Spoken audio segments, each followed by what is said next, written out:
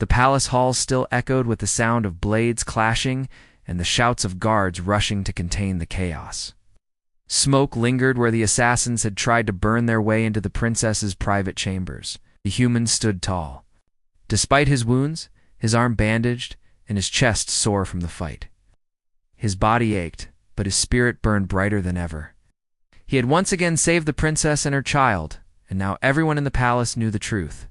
The threat had come not from raiders alone, but from the nobles who had betrayed their own blood for power. The princess moved to his side as the chaos settled. Her gown was torn, her crown tilted, but her eyes were fierce. She looked at him as if he were no longer just a foreigner in her court, but something greater. Her child clung to her hand, looking at the human with wide eyes full of hope and admiration. For the child, he was not just a protector, he was a hero who had stood between them and death twice. For the princess, he was the only one she could trust. The court gathered the next morning in the grand hall, a place filled with marble pillars and banners of her royal house. The air was heavy with whispers, the nobles staring at the human with contempt, fear, or disbelief. The princess stood at the throne, her crown now straightened, her royal robe draped around her shoulders. The human stood by her side, his uniform, plain and blood-stained. To the nobles, it was an insult. To the princess, it was a truth they could no longer deny. One noble stepped forward, his voice sharp. "Your Highness, it is not proper for an outsider to stand at the throne, especially not a human." The word was spat out like poison. He has no place in the affairs of our empire. His presence mocks our traditions. The princess raised her hand and silenced him with a look. "You dare speak of tradition," she said, her voice echoing in the hall, "when tradition is what nearly cost me my life and my child's life in my own palace? You speak of what is proper while your brothers plot in shadows and send blades to kill their future ruler?" The hall fell silent. No one dared answer. She turned her gaze to the human. "You saved us when you did nothing. He stood against assassins while you hid in your chambers. He bled for me and for my child, and you call him unworthy." The nobles shifted uncomfortably, their arrogance breaking under her words. She stepped down from her throne, her long dress trailing behind her as she walked to the human. She faced the court and lifted her voice for all to hear. "Save my child, the heir to this empire. Your reward awaits, not in gold, not in jewels, but in honor that no one can strip away. Not from this day forward, you are not just a soldier. You are my champion, my protector, and the shield of this house." Gasps filled the hall. The declaration was more than symbolic. A champion of the royal house was second only to the monarch herself, higher than most generals and nobles. It meant trust beyond measure. It meant power. The human felt the weight of her words press on him. He had not asked for reward. He had not dreamed of standing in such a place. Yet here he was, and the eyes of the galaxy would never see him. The same way again. The child ran forward and hugged his leg, small arms clutching him tightly. "I knew you would stay," the child whispered. The human bent down and ruffled the child's hair gently. His own people had never been welcomed in such places, and yet in that moment, he felt as if he had finally found a home. The days that followed were not easy. Human took command of the palace guards, training them with methods they had never seen. His drills were harsh, but effective. Taught them how to fight in close quarters, how to watch each other's backs, and how to act as one rather than as scattered individuals. The guards respected him quickly, not because of his title, but because he fought alongside them, ate with them, and bled with them. They saw that he was not a noble hiding behind orders. He was a soldier who lived the same hardships they did. The nobles, however, did not forgive easily. They watched him with hatred, whispering among themselves. To them, his rise was an insult, proof that their traditions could be broken by a single outsider. But no matter their plots, the people of the empire began to change. Stories spread. Of the human who had saved the princess and her child, commoners whispered of his bravery, merchants spoke of his loyalty, and soldiers admired his strength. Slowly, the people began to look to him with hope, and with that hope came power that the nobles could not crush. One night, as the stars glimmered over the palace, The princess walked to the training yard. The human was there, sparring with 3 guards at once. His movements were sharp, his body tired but relentless. He disarmed one, threw another to the ground, and stopped just short of striking the 3rd. He was breathing hard when he saw her. He bowed slightly, though sweat dripped down his brow. "You should rest," she said softly. "You are not made of steel." He smiled faintly. "Neither are your guards. If they are to protect you, they must be ready for more than ceremony." She stepped closer, her eyes searching his. "You have given them more than readiness. You have given them courage. They follow you because they know you would never abandon them. That is something our generals forgot long ago." He shrugged. "It is what humans do. We fight for each other. We fight for what we love." Her gaze lingered on him, her heart swelling with something she had tried to push aside. He had become more than her champion. He was the only one who truly understood her burden. For a moment, the weight of the crown seemed lighter, because he carried part of it with her, even without asking. Weeks later, the traitors made their move. A fleet of warships loyal to the rival nobles entered orbit, demanding that the princess surrender her throne and step down. Panic spread through the capital, but the princess stood firm. The human took command of her defenses, rallying the soldiers, preparing the shields, and setting traps for the enemy. When the attack came, it was swift and brutal, but the defenders were ready. The human led the charge personally, guiding soldiers. With fearless determination, battle was fierce, but the defenders held. The traitors' fleet was crushed, and their leaders captured. When the smoke cleared and the palace stood strong, the princess walked among her people, holding her child's hand. The human walked beside her, his armor dented and burned, but his eyes steady. The people cheered, not only for their ruler, but for the human who had become their protector. For the first time in history, the galaxy saw a human, not as weak, not as insignificant, but as a warrior who had shaped the fate of an empire. That night, as silence fell over the palace and the fires of battle dimmed, the princess found the human alone in the great hall. He was gazing up at the banners, his thoughts far away. She walked to him and placed a hand on his arm. "You are more than my champion," she said quietly. "You are my friend, my shield, and my hope." He looked at her, unsure of what to say. He had fought only because it was right, because he could not stand by while innocents suffered. But in her eyes he saw something deeper: gratitude, trust, and perhaps something more. He did not need riches or titles. Her words were enough. The galaxy would remember this day, the day a human was given, not just a reward but a place of honor, that no one could take away. The day when courage broke tradition and loyalty rewrote destiny. The stars stretched wide across the black canvas of space, shining like cold diamonds.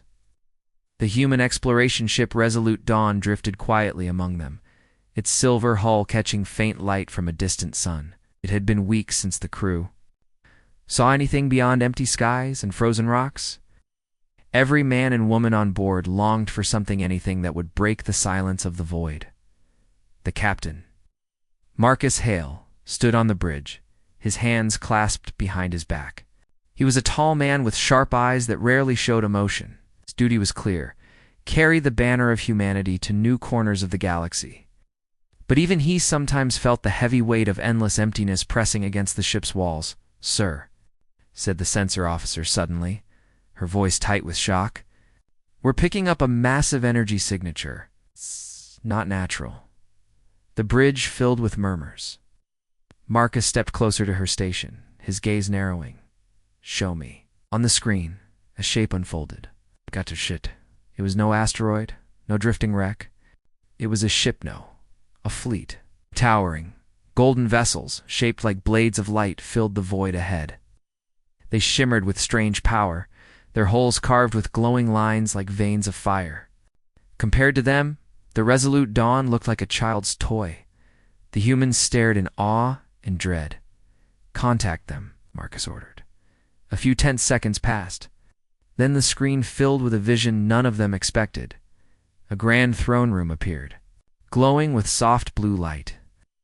At its center sat a figure who drew every gaze.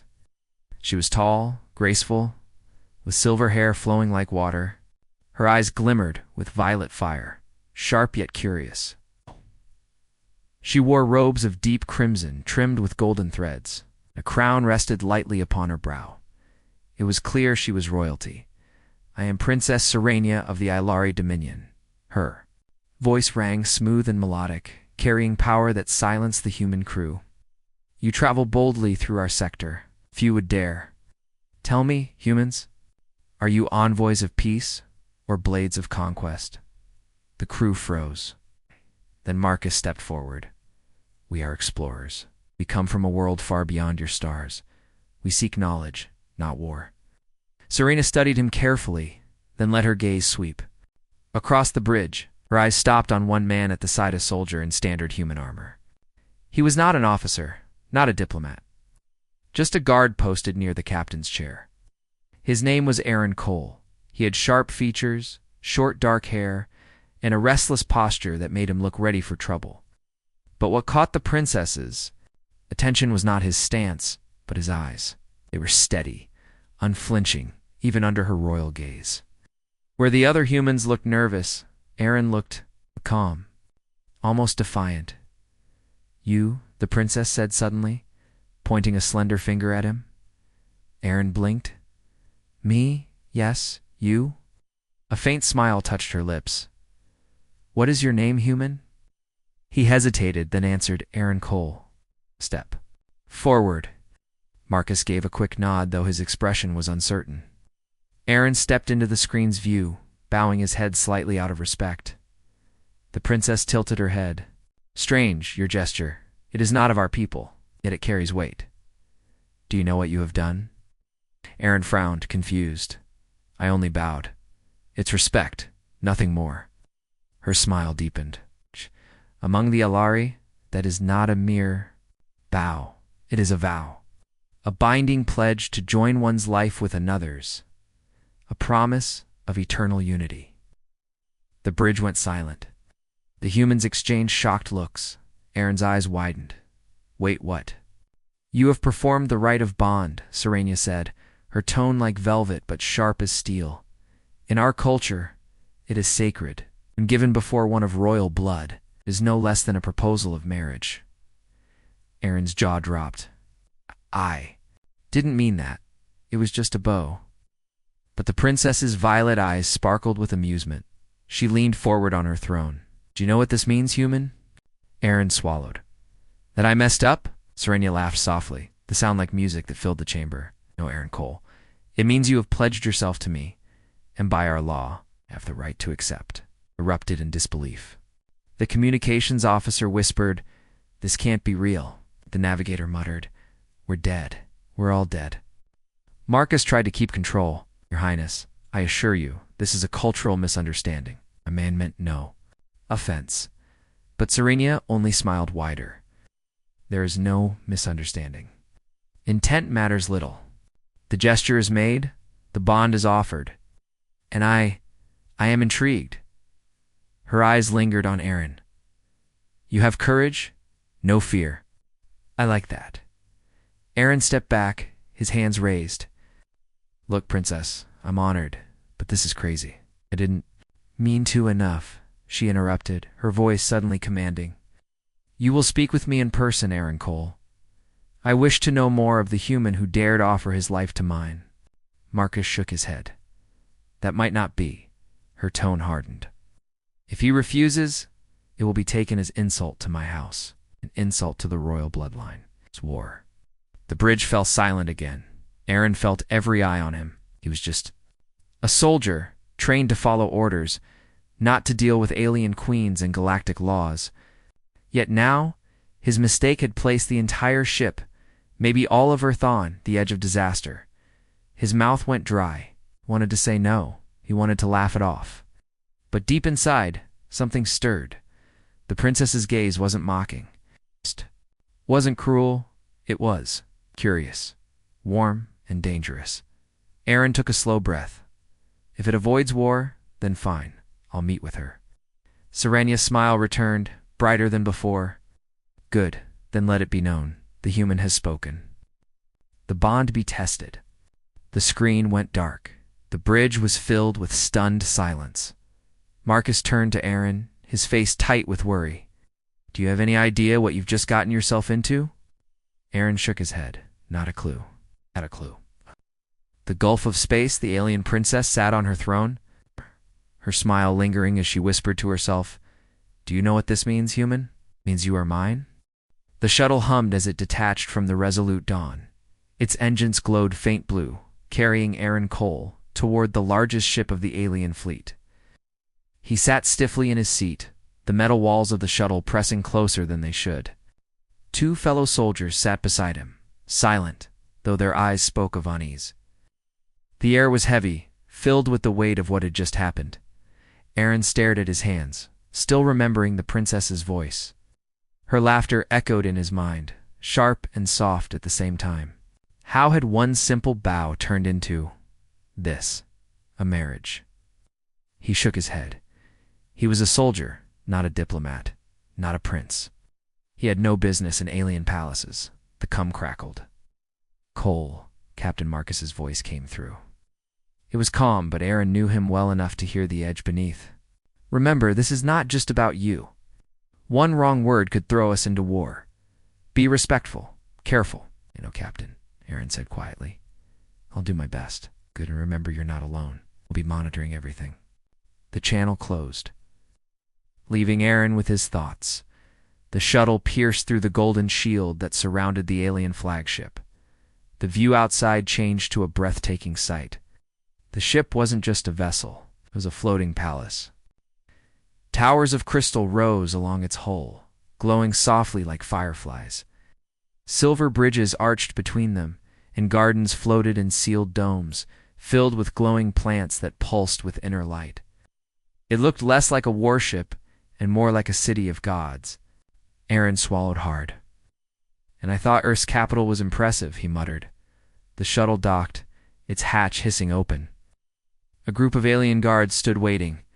They were tall, armored in shimmering plates that looked grown rather than forged, with helms shaped like wings. Their eyes glowed faintly, sharp and cold. They moved in perfect unison, raising their hands in a gesture that might have been respect or warning. Human. One of them said, his voice deep, The princess awaits. Aaron stepped forward, his boots echoing on the shining floor. The guards surrounded him, guiding him through vast corridors lined with golden light.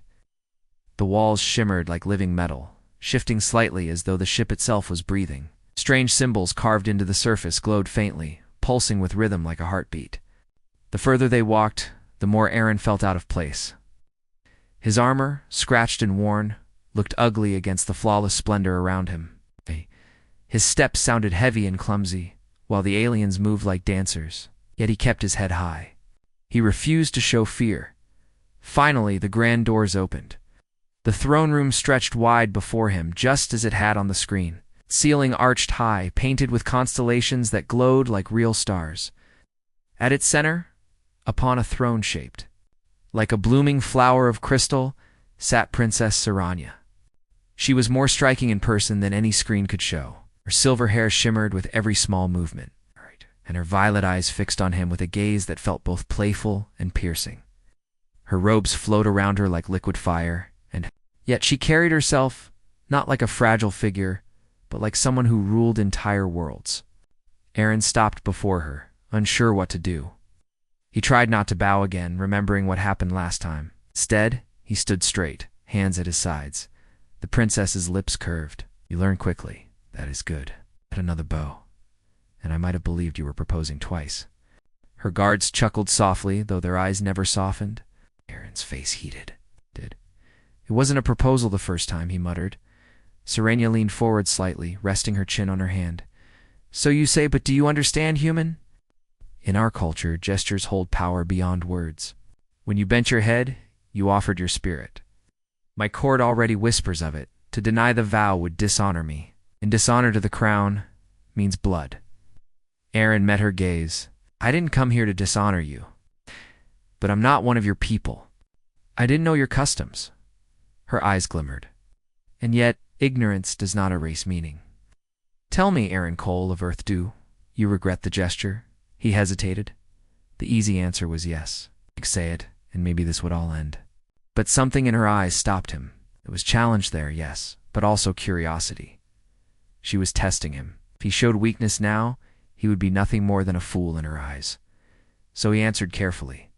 I regret that it caused confusion, but I don't regret showing respect. The chamber grew quiet. Serenia studied him for a long moment. Then slowly she smiled. Honest, direct. That is, refreshing. She stood, her robes whispering against the floor as she descended the throne's steps. Her presence was overwhelming, yet graceful. She stopped only a pace away from him, looking up slightly into his face. You are not like the others, she said softly. When most men stand before me, they tremble, they flatter, they try to hide their fear. But you stand firm, you even argue. That is why I'm intrigued. Aaron shifted, unsure what to say. I'm just a soldier. Her smile deepened. No, Aaron, you are more. You are human. And that makes you dangerous. The word hung in the air. Dangerous. He wasn't sure if it was insult or compliment. One of the nobles standing nearby spoke sharply. Princess, surely you cannot take this human seriously. A soldier, a commoner from a primitive world.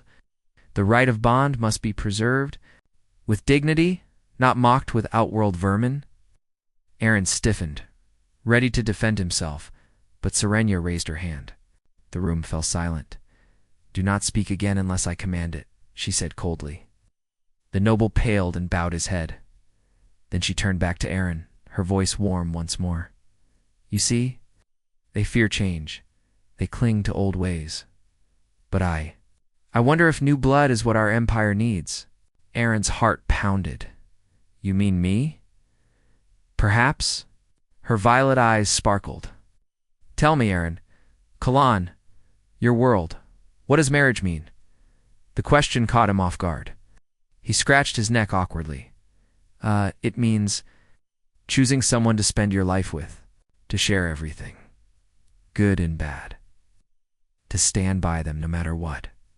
Her gaze softened, though her smile remained sly.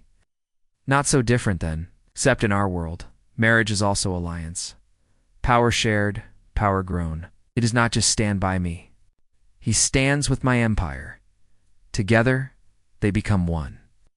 Aaron felt the weight of her words. This wasn't just about him and her. This was about Earth and the Ilari Dominion. A single mistake could shatter both. He drew a slow breath. And what if I don't accept? Her smile thinned. Then you reject me before the eyes of my court. And in their eyes, I am shamed. The only way to cleanse shame is blood. Your blood are your people's. The chamber grew colder. Aaron's chest tightened. She was beautiful, yes, but she was no playful girl.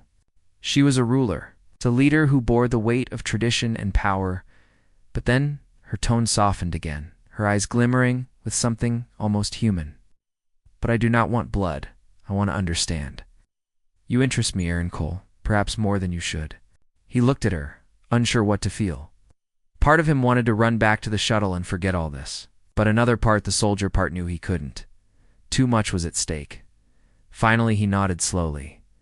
Then I'll talk. I'll learn. But no promises. Her lips curved once more, her smile like the first light of dawn. Good. Let us begin then. Sit with me. Speak with me. Let us see if the bond has meaning beyond mistake. The throne room filled with murmurs as the princess turned and guided him toward her seat. The nobles whispered, scandalized, but none dared speak against her.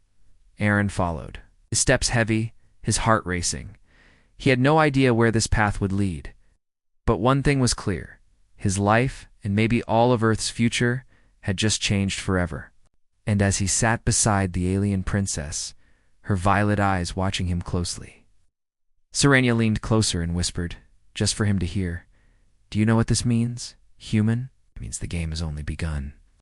The throne room emptied slowly after the meeting.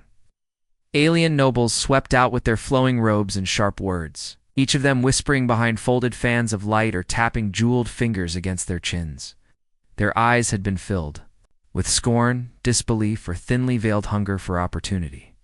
To them, Aaron was either a mistake or a tool to be used. But the princess remained calm, seated gracefully on her throne, her silver hair glowing faintly in the chamber's soft blue light. And beside her stood Aaron Cole, still trying to understand the storm he had stepped into. He had faced combat before. He had fought in skirmishes along forgotten colonies. He had seen comrades fall and had carried wounds of his own. But this strange dance of words and culture felt far more dangerous than any battlefield. Serenia turned to him, lips curving in that half-smile that both annoyed and unsettled him. "You see now, Aaron Cole? A single gesture carries the weight of 1,000 blades in this court. They are already planning, already scheming. You are no longer a soldier only. You are a piece on the board." Aaron frowned. "I didn't ask to be a piece on anyone's board." "No one ever does," she replied softly. "But once you are placed there, choice becomes complicated." He crossed his arms. "Then I'll make my own choices." Her eyes glimmered, approving. "Good. You will need that stubbornness. Otherwise they will eat you alive." Their words were interrupted as one of her guards approached, bowing deeply. "Your Highness, the council requests your presence in the Hall of Voices. They demand clarity about the bond."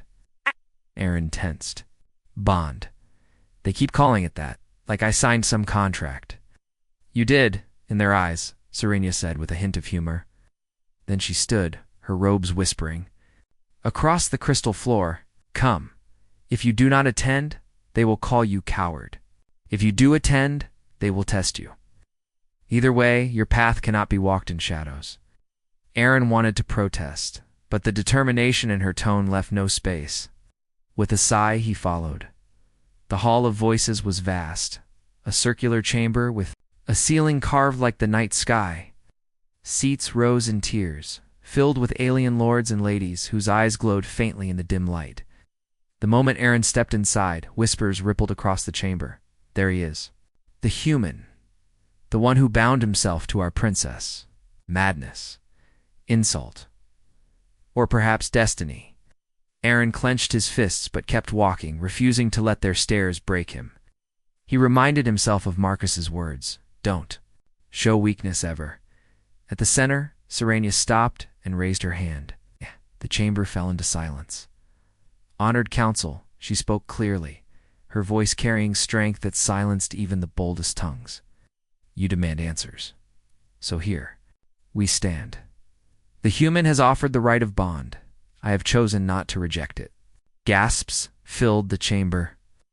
One elder rose to his feet, his voice sharp as broken glass. "You cannot be serious. A human? Child race that barely scratches the stars? To bind with one is to drag our empire into mockery." Another elder hissed, "Worse, it is weakness. What if this creature is a spy? What if his people seek to use you, princess, as a bridge to conquer us?" Aaron's jaw tightened. He opened his mouth to argue, but Serenia lifted her hand to silence him. She stepped forward, her gaze sweeping across the council. "Do you think me blind?" she said coolly. "Do you think I, Serenia of the royal line, cannot see beyond? Tricks and fear? This human interests me. Not because of his people, because of him. He bowed not from weakness, but from respect. He stood before me without trembling. He speaks his mind without calculation. Tell me, which of you in this chamber does the same?" The council stirred, some murmuring in approval, others glaring in rage. Aaron couldn't stay silent. His voice broke into the tension, low but steady. "I didn't mean to challenge your traditions. But if respect is weakness to you, then maybe your traditions need questioning." Gasps erupted. Some nobles leaned forward with fury, others with sudden curiosity. One counselor pointed at him. "You dare? You are nothing? You're dust among stars." Serenia's voice sliced through. "Enough." Her violet eyes blazed as she stood tall. "You wanted to see him. Now you see? He does not kneel lazily. That is why I do not reject the bond." Aaron looked at her, startled. She was defending him not as a pawn, but as someone she had chosen to protect. The council descended into arguments, voices rising like storms. Saranya turned her head slightly toward Aaron, her words low enough for only him to hear. See now, human? Already the choice begins. If you walk away, they will call me shamed and demand your blood. If you stay, they will scheme to use or destroy you. Between duty and choice, there is no escape. Aaron whispered back, Then why not let me walk? Why put yourself in danger for me? Her smile was faint but real, because I want change. And sometimes, change needs fire. You, Aaron Cole, may be the spark. Before he could respond, the chamber doors burst open. A figure staggered inside an alien guard. His armor scorched, his voice gasping. Attack! Shadows in the palace! They seek the princess's life. The council erupted in chaos. Guards drew their weapons, nobles shrieked and fled. Serenia's protectors formed a shield around her. Aaron's instincts kicked in. He pulled. The sidearm from his belt, one of the few human weapons he was allowed to keep, scanned the chamber. From the shadows above, cloaked figures leapt down, blades gleaming with black light. Move. Aaron shouted, shoving Serenia back just as a blade slashed through the air where she had stood. He fired, the human weapon spitting fire that startled the aliens with its crude sound. One attacker fell, hissing but more closed in. The alien. Guards fought with elegance, their blades singing arcs of light.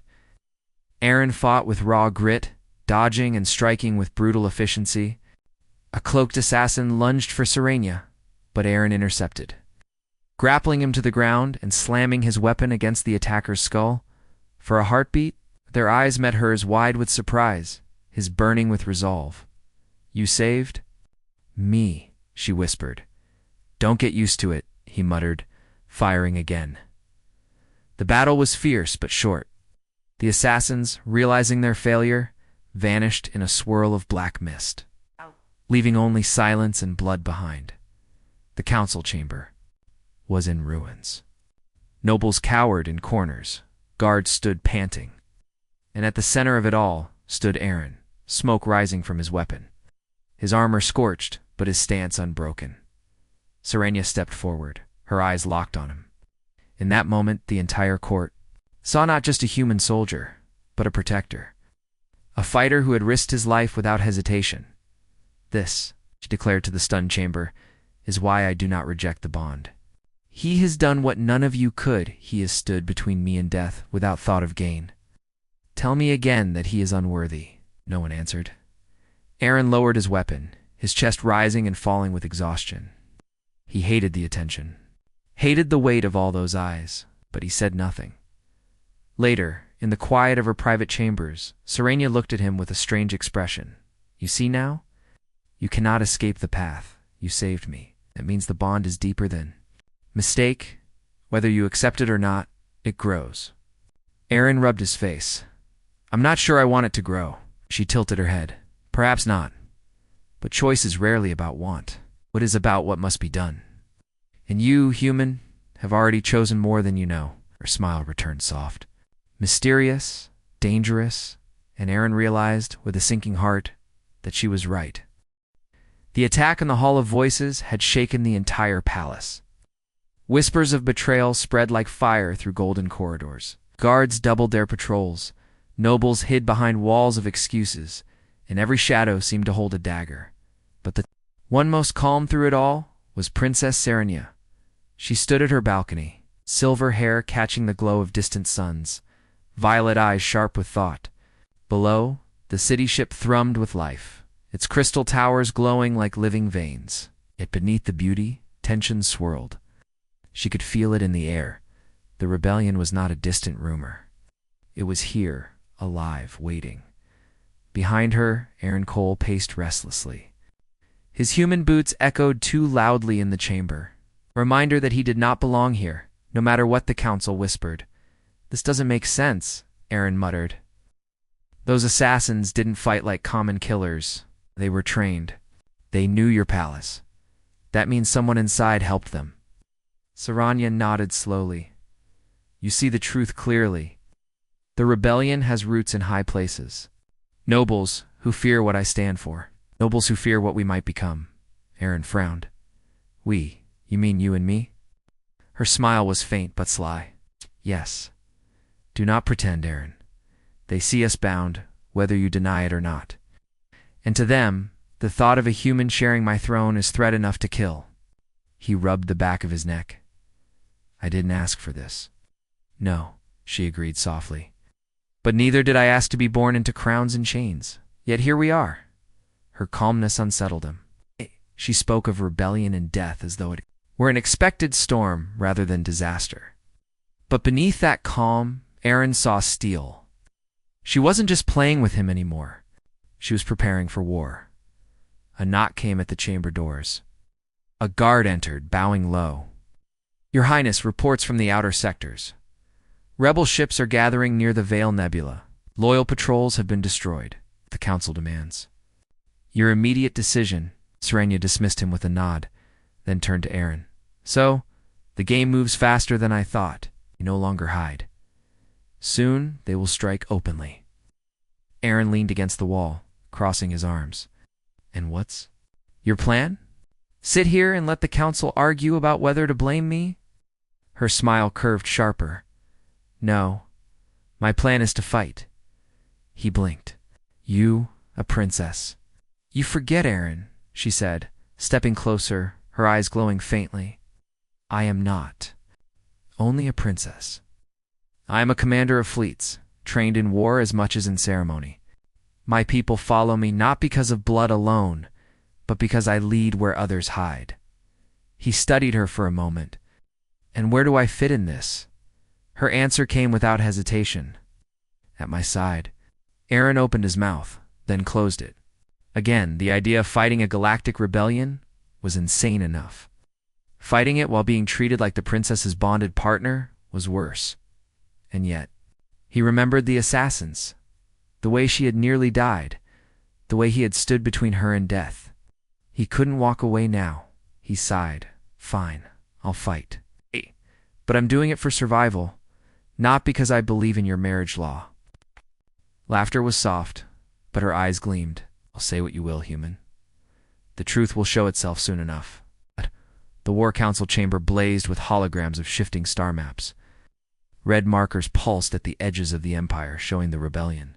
Spreading like cracks in glass, blue markers of loyal forces flickered weakly. Too scattered, too few. Nobles shouted over each other. Some demanded retreat to the homeworld, others called for immediate retaliation. Others whispered of surrender. Aaron stood against the wall. Watching the chaos, to him, it looked less like a council and more like a mob. Back on Earth, soldiers followed orders. Here lords shouted until their voices broke. Serena raised her hand. Silence struck the chamber like a blade. We will not. Run, she declared. We will not hide in palaces while traitors burn our borders. We will take the fleet. We'll strike the rebels before they can strike us. The chamber erupted again, half in support, half in outrage. Aaron stepped forward without thinking. His voice cut through the noise. She's right. On Earth, when enemies gather strength, you don't sit and wait. You move first, hit hard, break their will before they think they can win. That's how you survive. Dozens of alien eyes turned toward him with shock. A few hissed insults. Barbarian. Dares to speak in our council. But Serenius. Smile grew. You see, even a human soldier sees what many of you cannot. Victory belongs to those who act, not those who wait. Her words carried weight. Slowly, resistance faltered. The council did not agree fully, but neither did they stop. The decision was made. The fleet would move. The days that followed were a blur of preparation. Alien warships shimmered like blades in the void, forming into vast formations. Their engines glowed with power that made Aaron's skin prickle.